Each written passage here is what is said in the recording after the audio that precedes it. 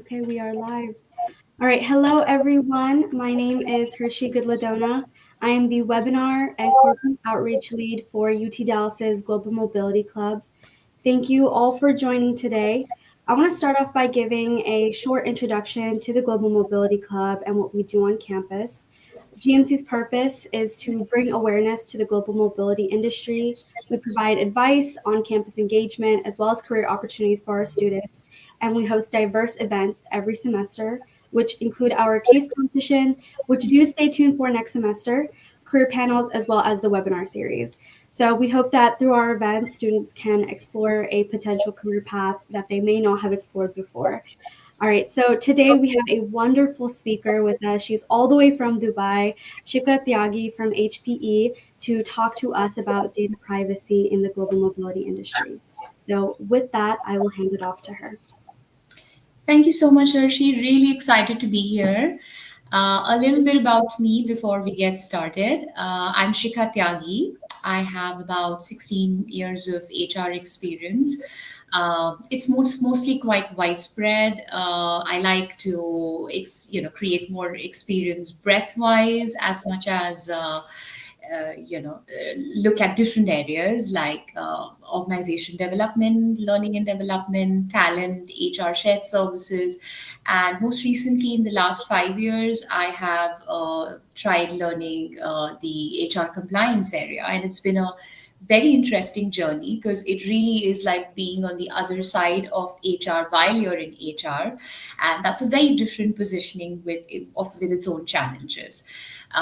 Most of my work life has been in Dubai. It's mostly been a global role, and I've also worked for short periods in India and a short stint in US as well.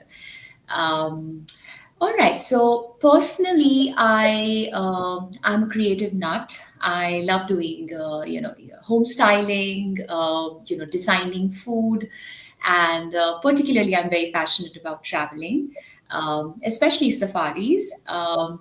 I aim to do at least one jungle experience every year with my family. And I was just thinking about it today, and it's also kind of reflective because when you travel to a place like nature in the jungle, it's so untouched, you feel that cut off. But then you also sort of question that are we intruding into the privacy of that jungle environment? And that's today sort of the essence for me that when you cross those boundaries, you enter into another space, use somebody's data, there are rules and there ought to be respect. So with that sort of the essence and theme, let's probably look at what I can share with you in terms of my experience in data privacy from an HR perspective, but I would try to add some context from a mobility perspective as well. Okay, so let's look at this. So we're going to talk about today privacy, try to understand what is personal data, some core principles of privacy, personal data processing and obligations associated with it, cross-border data transfers, and probably finish off with some privacy trends that might interest you. Um, okay, so well, data is money. I'm sure you relate to that quote. And in the 21st century, you might have heard so many writers, thought provokers talking about the fact that one of my favorites is Yuval Noah Harari. He's a very famous writer, and he mentions that in the 21st century, probably personal data is the most valuable offering that humans can offer.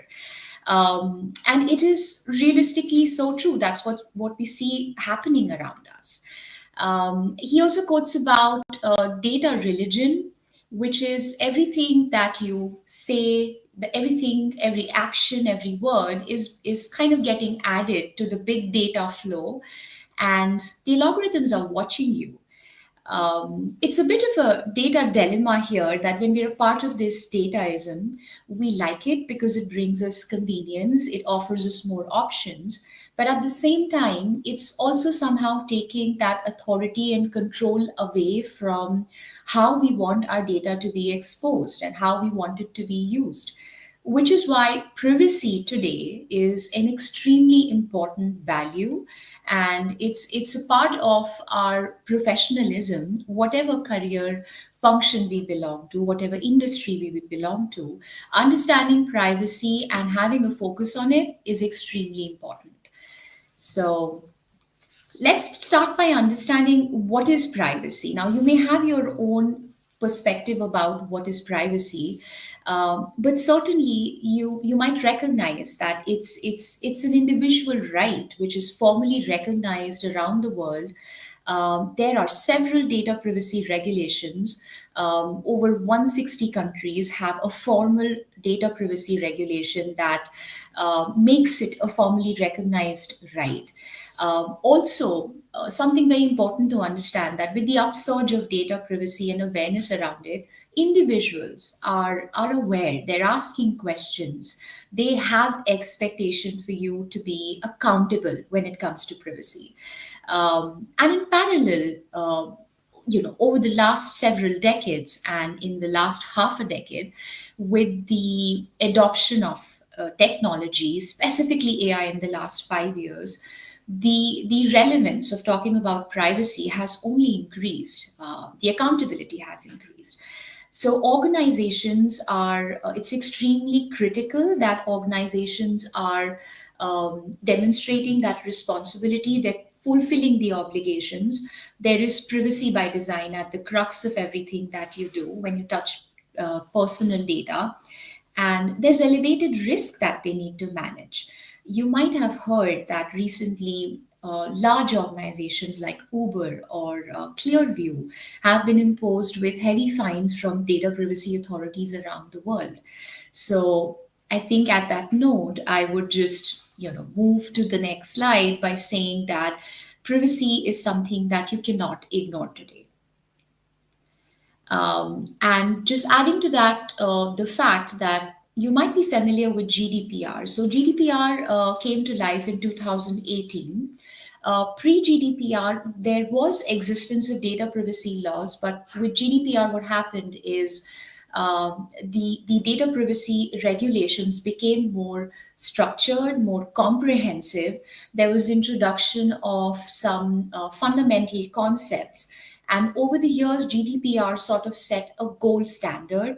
And since then, just in last 6 years, almost all parts of the world, as you can see, 82% of the countries worldwide have a regulation around data privacy, and about 15% is talking and working on it, which pretty much is we're looking at 100% coverage very soon, and just in a matter of 6 years.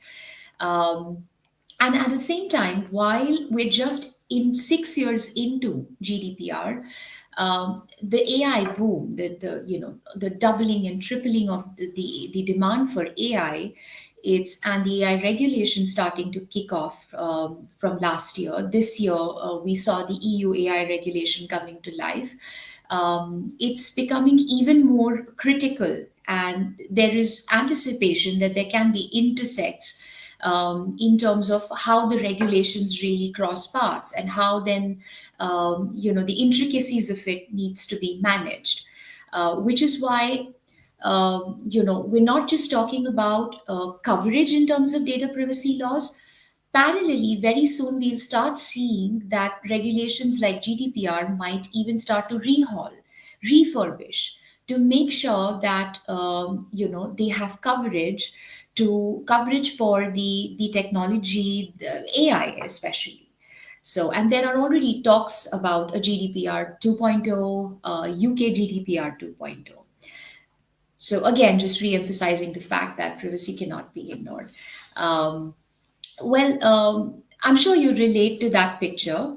As a user, as a customer, sometimes you are annoyed, or sometimes you are like, it's fine, I can just give out my data. It helps me get more options. And so we're sometimes having mixed feelings, notions about giving our data. And most of the times we do end up giving our data to some organization, some website, for the various reasons. But as a privacy practitioner, so one is when you are the one providing your data, and on the other end, when you think of as whatever profession you are in or you want to be, as a privacy practitioner, you can make an impact. You can make an impact by understanding the privacy space, by understanding the obligations around it, and managing it in whatever you do. So that's why I kind of wanted to start with this slide before we talk about what is personal data. So personal data today is a very, very broad notion. You can no more define personal data as your something that identifies you. There is a lot of associative data. The data that you provide to companies as a customer, as an employer, even to a lot of public agencies. Everything and anything can be personal data today. The notion of personal data really has enlarged that much. Basically, it can be anything that is identifiable, that can relate back to you, that describes you, that or a kind of a combination of some data points that can point back at you. Anything like that is personal data. Typical examples could be, your name, your contact information, your online identifiers, job information, your family information. uh, but what's also important to understand is that how do you stay cautious when you use data? So one of the things that we practice, so apart from principles in our organization at HPE, we have very strong data practices, and you should always seek options such as: can I aggregate this data? Can I mask this data? Can I remove identifiers from this data if it's not necessary? So if I'm preparing, let's say, a diversity analysis for my company, and the end goal is really to understand, the spread of, let's say, gender or ethnicity ratios, then there is no need for me to attach names to it. So typically look at aggregation, removing identifiers. But also understand that even when you work with those methods, it's still possible that you end up making that data representation very much identifiable. So imagine you are presenting a function and a gender report, which is aggregated, but it's possible that one of the functions has a very small population, and let's say it just has two or three people. And then when you split that by gender, it just becomes a person working for certain company, certain country, certain function, split by gender. With that much information, you can pretty much go and LinkedIn and figure out who that person is. So it's important that we are cautious. We are cautious in how we are representing the information, and it's happening in a certain manner. Another concept that I want to talk about is sensitive personal data, which is a concept that's a part of most data privacy regulations. It might be referred as special category data or sensitive personal data. This is also personal data, but basically something, types of data where the protection of privacy is required at a more stronger level, because as you can see some examples here, this data is really sensitive. Like your religious opinions, your political opinions, your sexual orientation, your biometric information.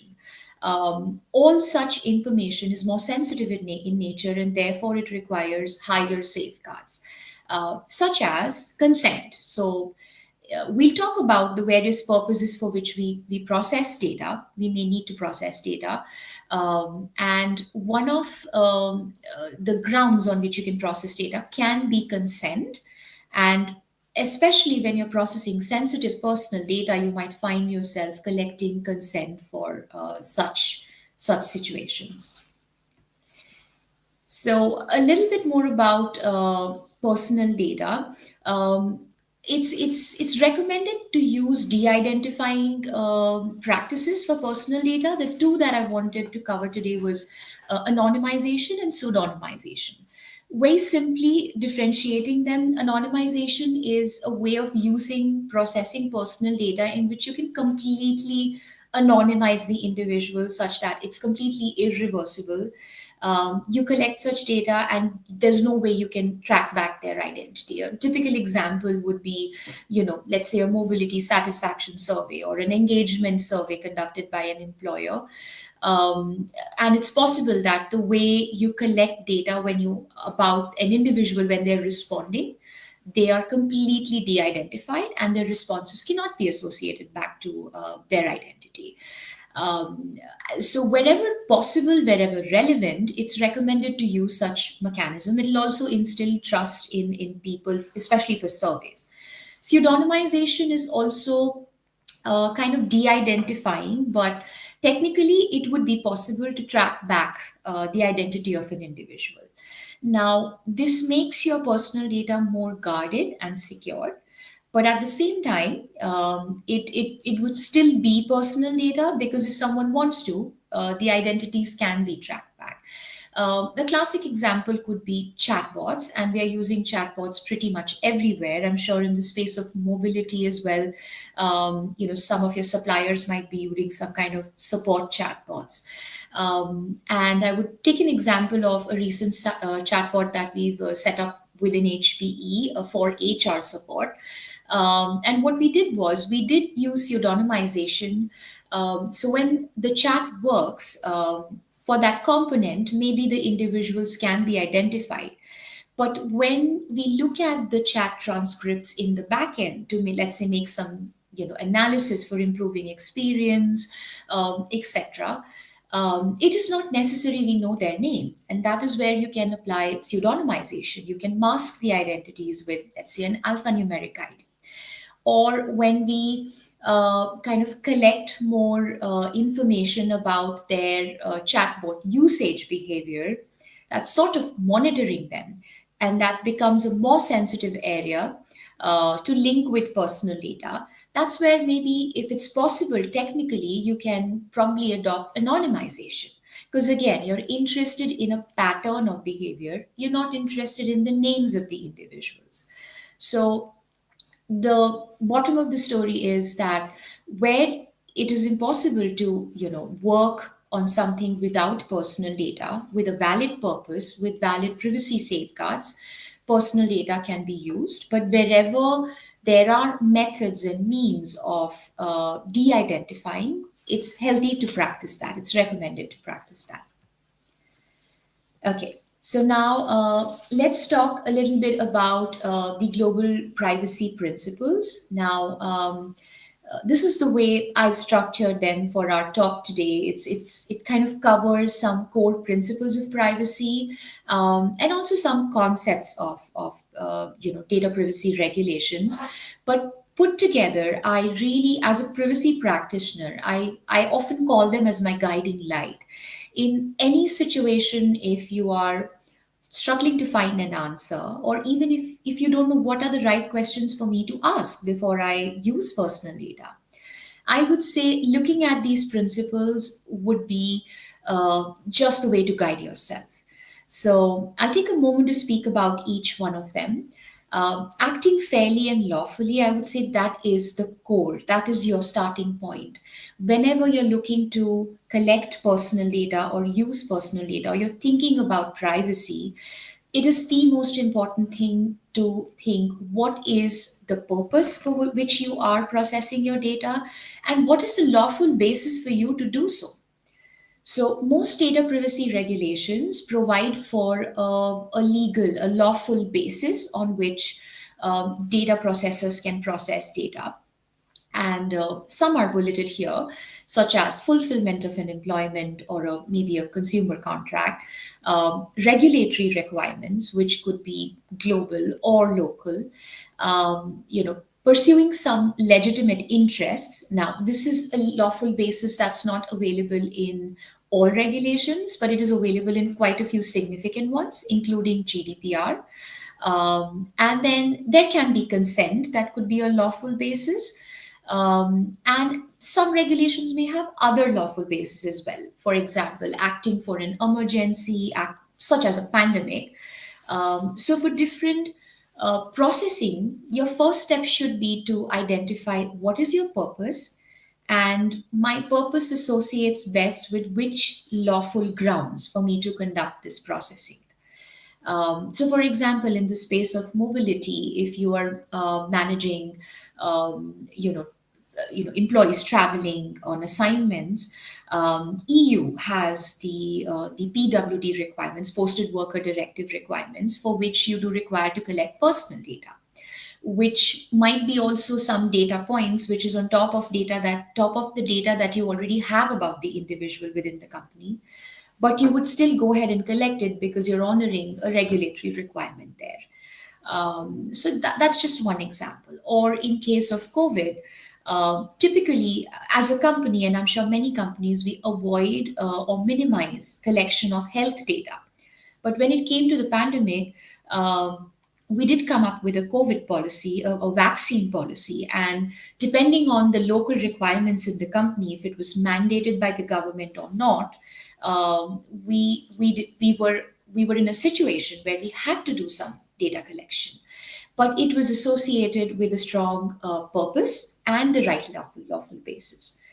And talking about purpose, the another concept which is very important to understand is that when you collect data for a certain purpose, you do not have the flexibility to expand the purpose as you like.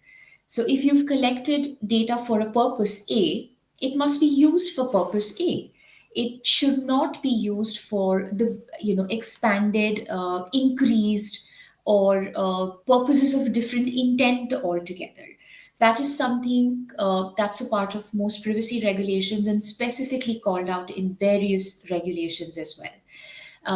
Another very important concept is transparency, is that when you're processing personal data of individuals, whether they are employees or customers or any other data subjects, the way you're processing their data, there is a fundamental obligation on the data processor to disclose, to share in an easy manner, in an accessible manner, that how your data is processed, what data is processed, and how am I going to handle it as a data processor.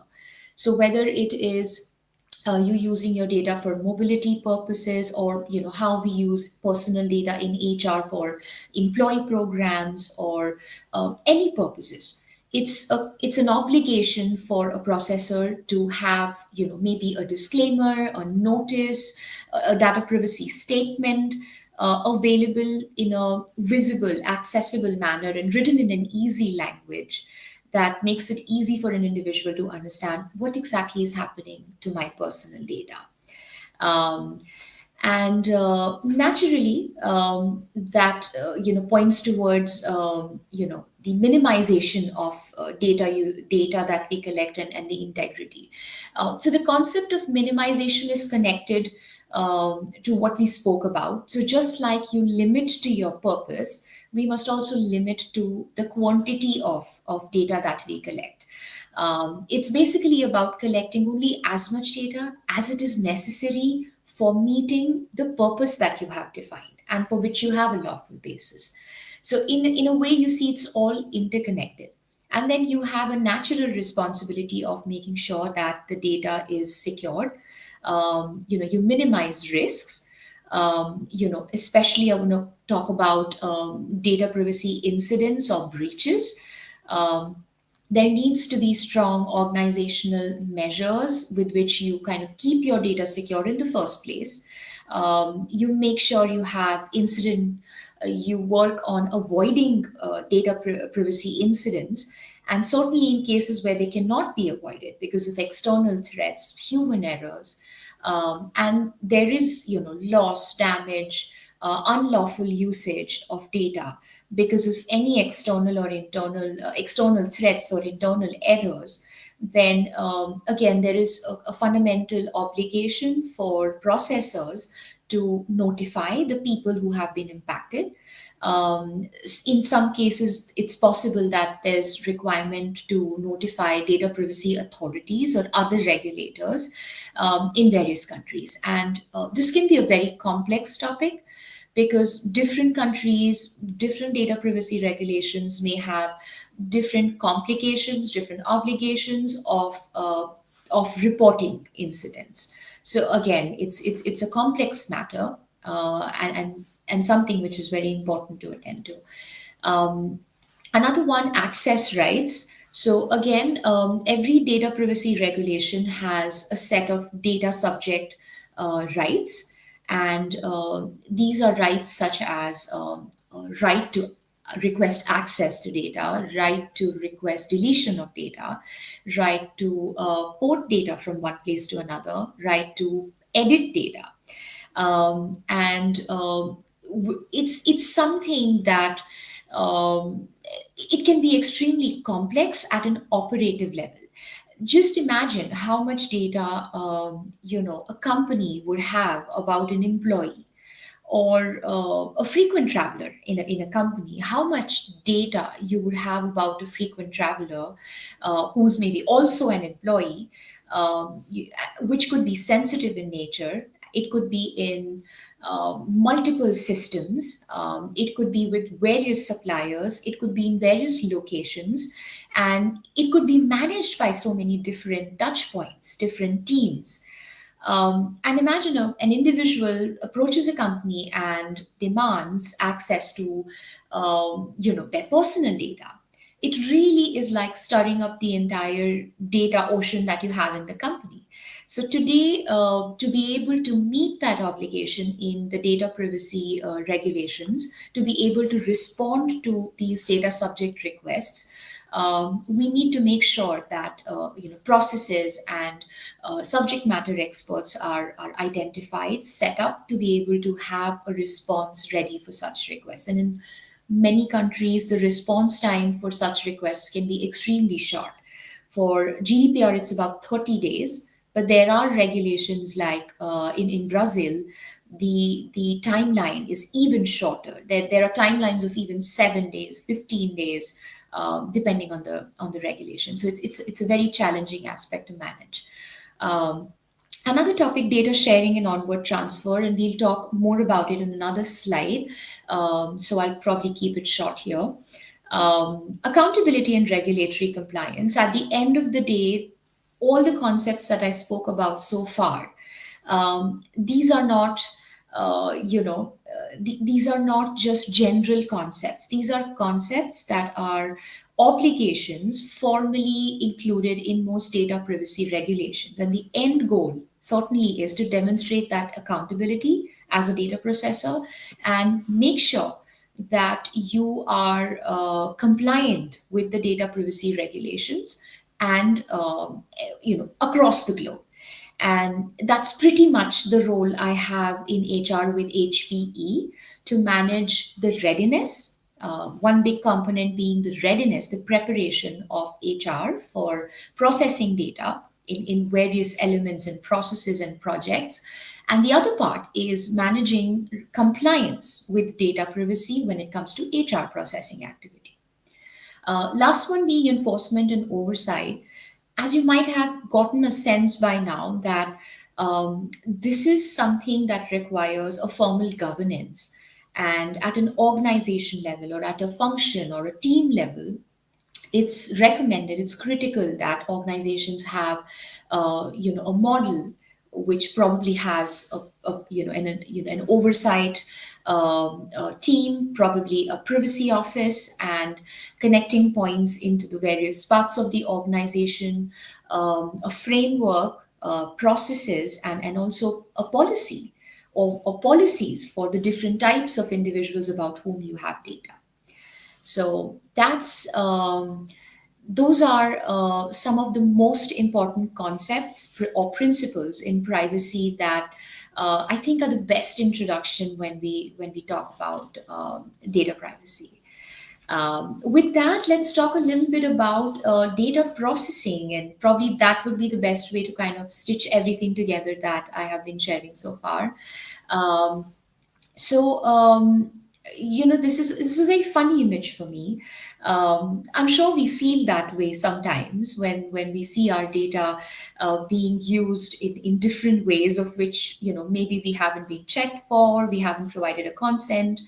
um, but I would start by saying that processing today is also a very broad notion, just like personal data. And managing privacy while you process data is an extremely important skill today. Um, so let's talk a little bit about this. So, what is processing? So, processing is something that not just is using data in some way. Processing of data today is referred to as pretty much end to end. If you think about any data life cycle, this is a very generic one here because you're going to collect data, you're going to keep it somewhere, you're going to do something with it.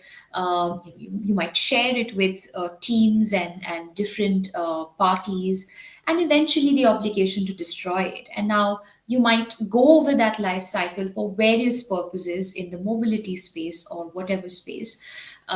You might analyze the data, you might use it for some processes, you might collect feedback, you might use AI or different modes of supporting individuals, and you might kind of transfer the data, you might collect sensitive information like travel documents, biometric. For whatever purpose you process data, it's the most important that we connect it back to the principles we just spoke about. All the nine principles we apply, purpose, lawful obligations, limiting purpose, limiting data, practicing minimization, keeping it secured. So the way we set up, a process, a project, the way we set up a processing activity must be privacy compliant. And I think in the mobility space, I see that the propensity of engaging suppliers for big components like relocation, immigration. Typically, organizations will have big suppliers attached, taking care of the big components of a typical mobility process. That is where it gets very important to make sure that you have solid contracts with your suppliers. You have coverage in case data privacy incidents take place through your suppliers. There is certainly scope for data sharing with suppliers, and there's involvement of maybe a lot systems, a lot of sensitive data, traveler documents with respect to mobility. And so any process or any system or support tool that you set up must have privacy by design.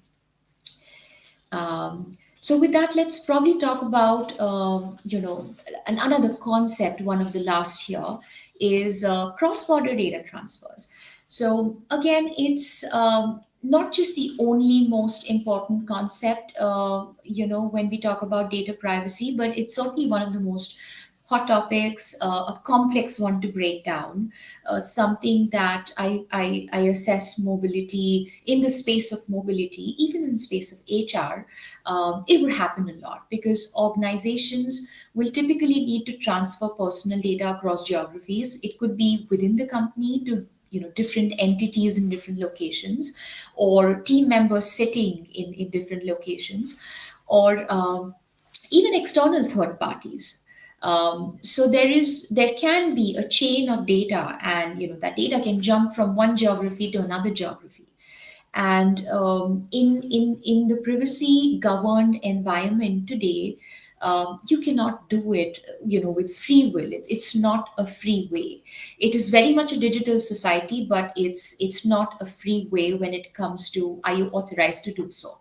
An organization needs to have legal mechanism adequate privacy safeguards in place to make such cross border data transfers. And I've included some here for your reference. The blue ones are sort of more favorable because of the kind of robust ground they provide. Binding corporate rules are typically internal rules that large organizations will establish. These are legally binding framework and pretty much cover for any type of data sharing internally within the company. Standard contractual clauses are clauses. These are typically issued by data protection authorities, and they're typically used when we set up for data sharing with external suppliers. Um, these are not in our control. Mostly, they are provided and established by data privacy authorities. So, organizations need to work around the available contractual clauses, and that's how it works. Adequacy decisions. Some countries can be deemed as adequate in terms of their data protection standards by certain data privacy regulators. And to such countries, regions, geographies, the data transfer is more freely allowable. So that's also a mechanism that can be used. The other three are also mechanisms, but they have their own limitations and challenges. Contractual agreements are typically they're sort of provisions for transfer of personal data, but it can be impractical to use them because they typically require to be approved by data protection authorities. And consent, I mentioned about consent. So consent can also be your mechanism to transfer data. Consent collected by individuals. But first of all, it's challenging to collect individuals in all sorts of situations. Consent should be expressively provided, and it's not always easy to set up for that. And also, consent can be withdrawn by an individual. So, if that is your basis, that basis can completely be taken away if the individual chooses to withdraw it. So, that's a little bit about cross border data transfers. I really encourage you to read more about it. And I'm sure you'll find a lot of interesting perspectives on that. Um, let's look at our last topic for today. And I'm sure I'm sure you'll find some interesting trends here about data privacy. So really, privacy is a very big space. It's evolving, expanding, but in the recent into 2024 or more recently, these are some concepts that are trends that are emerging in the space of privacy. AI governance. So the moment you say AI, it's who doesn't care about AI, or who doesn't debate about AI or think about AI? What would be the world, with or without with AI in future? Similarly, in the space of privacy, I want to mention that AI governance is becoming an extremely critical topic for organizations who are adopting AI. If you see today, around 60, 70% organizations are already working towards set up an AI governance. And this is of huge interest for privacy, because when you look at AI from a privacy perspective, what you see is that AI has capability to track, analyze, make suggestions, capture your sentiments, make decision about you. Sometimes with a human involvement, sometimes completely automated. Now, this is a huge risk to manage when you look at it from a privacy perspective. So, when we look at it from a growth and digitization, innovation perspective, it's we're all pro for AI. However, there's ethical responsibility attached to it, and privacy becomes a very core component to manage. So for privacy, in fact, I want to share that you might know about IAPP and their privacy governance. They do annual studies about privacy governance, and the 2023 report found out that AI governance is the second most strategic priority for privacy, to have solid AI governance. And just the previous year in 2022, AI governance was like the ninth priority in that report. So there's a shoot up, and it's sort of expected because even the demand for AI has shot up, the adoption has shot up. Way much more, doubled to tripled in the last 2 to 3 years. So this is a very understandable, relatable trend, but it's important to think from a privacy lens why AI governance is so important, to manage the privacy aspect of operationalizing AI. Next one is privacy in hybrid times. And we've had hybrid times for a while, depending on the various working models in companies. But post COVID, there has certainly been higher adoption towards the hybrid model of working. And out of need, out of the situation, a lot of new type of data processing started to take place, or there is demand from, or there's sometimes need. Let's say if a person is working remotely and you need to send them their laptop, they're not sitting in an office anymore, they're sitting in their house, they may be sitting in a remote location while they're traveling. And the only way you can send them a laptop is you have to ask their personal address. Now, this is not the right purpose to know the personal address, but in COVID times, the definition shifts, because now it becomes a necessity for us to know a personal address. Otherwise, we cannot enable the person to work, or to keep people engaged while they're not in offices and they're working remotely. We try to get creative, and with that, maybe we end up needing, sharing, asking for more personal data. So, there is almost a novel perspective, not control, but asking the right kind of questions, that when you cater to something like that, how do you continue to apply principles and practices of privacy while you provision data, personal data, for that new type of data processing. Um, Okay, coming back, going to the third one. So you might remember we spoke about the principle of transparency. It's a core obligation for us to transparently disclose to individuals how their data is processed.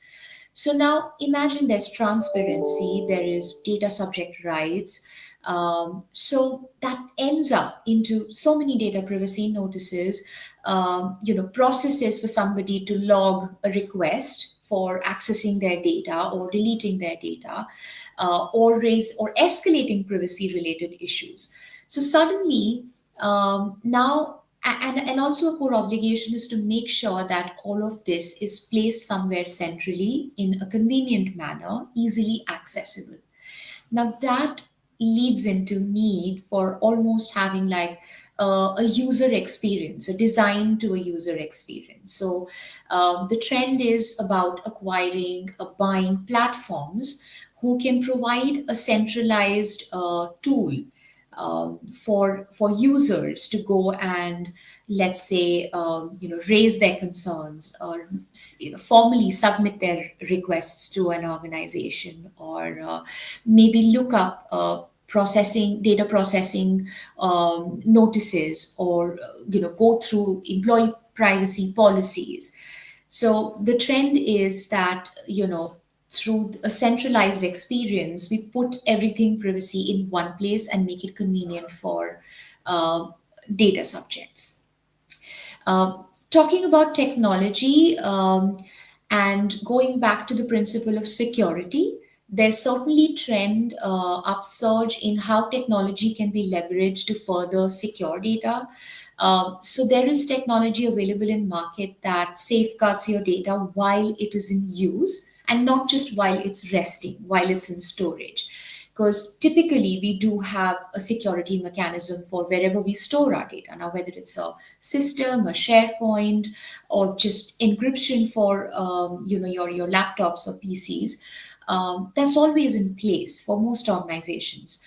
But then take a step further, and there are technologies available today in market that also safeguards data while it is being processed, while it is in use. Um, and the last one, data localization, you might have heard of that.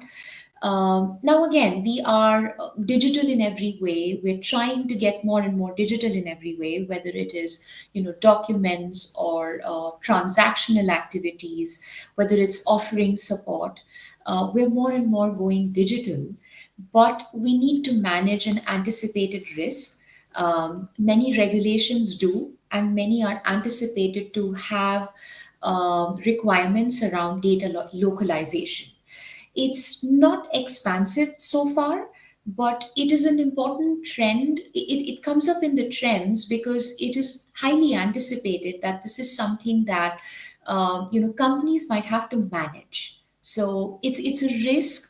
It's a risk, or it's a deviation from so to say, standard way of working, standard way of processing data. It is possible that it can require a deviation, which is why some planning for that risk, managing that risk is recommended for organizations.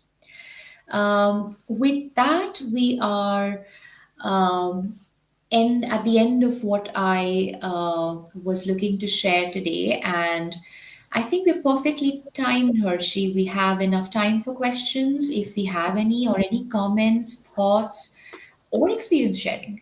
Yes, absolutely. So we'll go ahead and open it up to our audience. So feel free to drop in your questions here, your thoughts or comments. So we actually already have a few questions here. Okay. Uh, Ethan asks, thanks for the insight thus far. What might the next wave of privacy laws and procedures address given the rapid expansion of AI adoption? What are your thoughts? Hi, Ethan. Thank you so much. I love that question. Interestingly, in my organization, I've been studying a lot about this. So I would say when the data privacy regulation curve sort of started with GDPR, it was almost a snowball effect where it went from EU to US, Latin America, and then APJ. Now with AI, we're just entering into the similar curve where the AI regulations kind of get started again, starting with EU.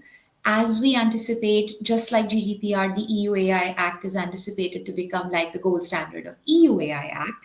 And now we're seeing that there are bills again in US, particularly California, again moving towards APJ, kind of awakening to the whole concept of regulating the AI space. So first of all, the pattern and the trend of how it's going to shoot up and curve is very similar.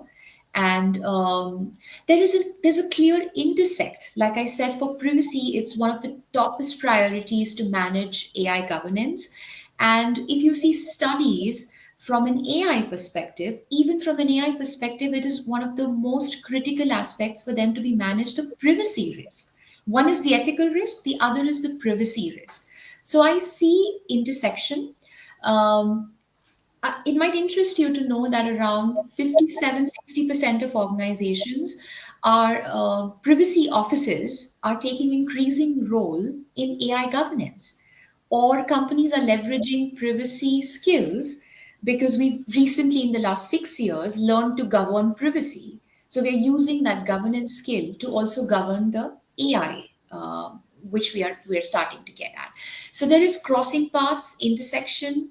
There will be requirement for us to align these two regulations and see how we manage both. And like I already mentioned, it's completely possible that the even the earnest recent regulations may have to rehaul very soon to provide coverage for AI regulations. I hope that answers your question. Wonderful. So we have another question here. Nafisa asks, how do companies determine the best legal mechanism for cross-border data transfers in regions with conflicting privacy laws? See, the best privacy mechanism. really depends on the scope of the data transfer itself. So you have to assess that if it is it an internal transfer, are you transferring data internally within the organization? As I already recommended, binding corporate rules is recommended for that. So, for example, Workday is our HCM provider, and typically, any HCM provider, let's say their data servers in US, but people are going to access that from all parts of the world, wherever HPE operates. So for that type of internal transfer of data, maybe binding corporate rules is a recommended mechanism. Whereas for cross-border data transfer with, let's say, suppliers, maybe standard contractual clauses is more recommended. But I would advise you that whatever profession you are in, typically organizations will have teams who will have deeper expertise into this. This could be global procurement, who would make a better assessment of what mechanism would work if you're engaging a supplier and transferring data. And it could be legal if it is about internal transfer of data. So I would say define the scope of what is being transferred, what is the scope of transfer itself, and then take advice from the expert teams within the organization. Got it. So we have a question here that asks, for a student who is interested in pursuing a career in data privacy within the industry, what kind of skills or technology would you recommend they prepare? Okay, I love that question. Just a personal anecdote there. Like 5 years ago, when I stepped into data privacy, I almost told my hiring manager, "Are you sure about this? Because I am not sure I can do it." And my thought was that I would require to have a lot of technical skills, probably. But at the end of the 5 years, more and more I realize that what I need to have is more of a consultation type of skill, more of problem solving, and a lot of change management. Definitely, you will have to step up and build some technical skills as well, but not such as you're executing something technically, or skill to the level that you understand, because if you're being a data privacy consultant to, let's say, a partner in the organization, then you are trying to understand how is data being used. And sometimes when data privacy is set up on a system, a software, then you need to understand how that functions. So yes, you will need to develop some skills to be able to build your understanding of technology, but not necessarily you need skills of being a technical expert yourself. And I would mention and emphasize on skills as trying to be a consultant, a problem solver. I would also say a strong negotiator sometimes, because being in a privacy space, you can find yourself saying no to data usage. And then when you do it, you have to do it based on strong grounds. So subject matter expertise can also be very useful there. I think that's a very insightful question for the students who are watching. So thank you for that. So we have another question here from Sai Shrida. She asks, thank you for taking the time to share your expertise. I appreciate your insights on this topic. What are the most common mistakes organizations make when de-identifying data, and how can they avoid these pitfalls? Well, I would like to believe that good organizations intentfully don't do this, right? But it is possible that it happens. And I personally believe that it is less to do with the intent, it is more to do with that data privacy has formed in a very strong way in a very short span amount of time. So it's possible that we still have some old ways of functioning. You can have stakeholders who will come to you and say, but I got this data 3 years ago, what is the problem in giving it now? And then you need to explain to them that maybe 3 years ago this was not an obligation to check it in this way, today there is. So I think again it requires change management. And so I wouldn't say that organizations make a mistake, but they face a challenge of that change management, of that resistance. of building that as a core to everybody, that what you're using is for the right purpose, it's shared only with authorized people, and it's kept secured.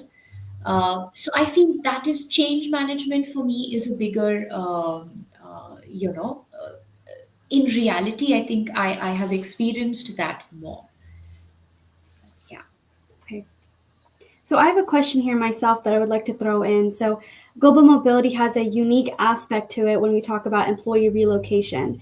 So I kind of want to know your thoughts on maybe what are like the main data privacy challenges that you've seen that global mobility teams face when it comes to handling employee relocation data across borders.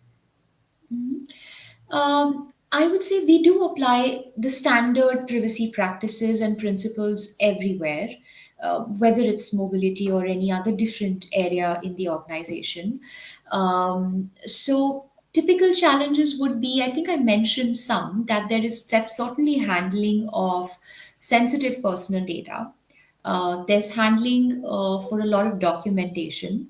There is always propensity for incidents, data privacy incidents of a higher impact. So that is something that is important to manage. So that would be few, and I would also say that strong controls. I think setting up strong controls is extremely important. And I think in mobility space, what also happens is that it's not just the provisioning and processing of data. Sometimes you also require data at a very urgent basis. You know, going back to PWD, for example, there is a lot of data that's required at a very last minute when a person travels, let's say just a few hours, like 24 hours or 48 hours before a person travels. And that is personal data. And it's really challenging to, let's say, set up that process now, because it gets extremely challenging to get approvals, get that data collected, get it processed, and meet that deadline.